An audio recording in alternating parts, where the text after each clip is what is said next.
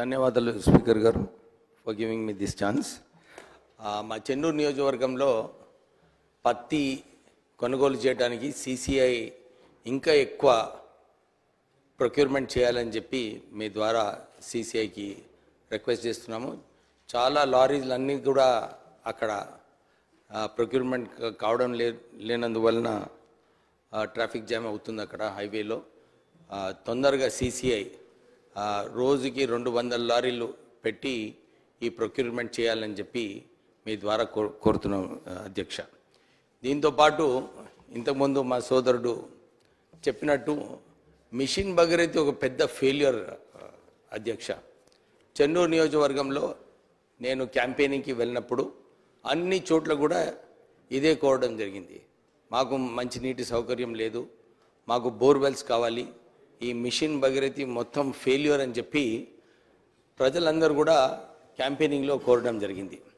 వాళ్ళప్పుడు గుర్తు చేసుకున్నారు, సార్ మీ హయాంలో మీరు Venkataswamy foundation Visakha charitable trust ద్వారా ఇన్ని బోర్వెల్స్ వేయించారు, మళ్ళీ మీరు బోర్వెల్స్ వేయించాలని చెప్పి చాలామంది డిమాండ్ చేయడం జరిగింది.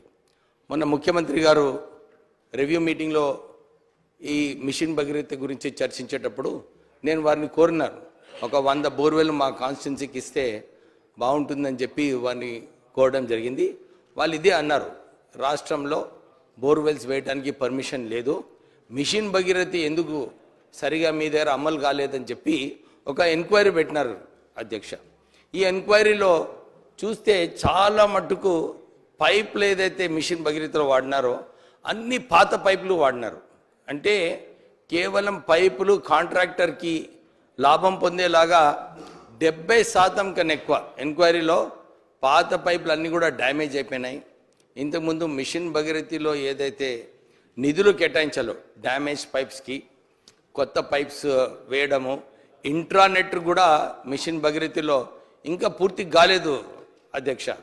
అంటే ఈ మిషన్ భగీరథ వలన మంచినీటి సౌకర్యము మొత్తము చెన్నూరులో ఫెయిల్యూర్ ఉంది.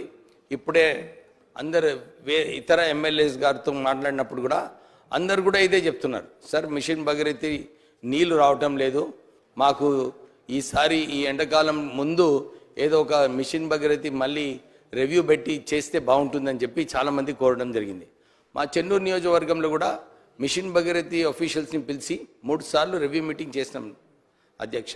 కానీ అక్కడ మిషన్ భగీరథలో ఏదైతే సిస్టమ్ ఉన్నదో అక్కడ సరిగా ఫిల్టరేషన్ కావట్లేదు, బ్లీచింగ్ పౌడర్ సరిగా వేయటం లేదు, నీళ్లు ఏదైతే ఓవర్ హెడ్ ట్యాంక్స్ నుంచి పోతుందో అన్నీ కూడా వాసన వచ్చి ప్రజలందరూ కూడా మిషన్ భగీరథ నీళ్ళని రిజెక్ట్ చేస్తున్నారు అధ్యక్ష. సో నేను ఇంతకుముందు కూడా సీతక్క గారికి కోరినప్పుడు ఇదే కోరినాను, ఒక ఎంక్వైరీ వేయండి, ఈ సిస్టమ్ని సెట్ చేయకపోతే మంచినీటి కరువు ఈసారి ఇంకా ఎక్కువ ఉంటుంది అని చెప్పి కోరడం జరిగింది. మీ ద్వారా మీరు ఈ ఆపర్చునిటీ ఇచ్చినందుకు మీకు ధన్యవాదాలు చెప్తాను. Thank you. మినిస్టర్ గారు సభ్యులు చెప్పింది నోట్ చేసుకున్నాం, తప్పకుండా సంబంధిత శాఖ పంపించి దాని పరిష్కారం అయ్యేటట్టు చూస్తాం.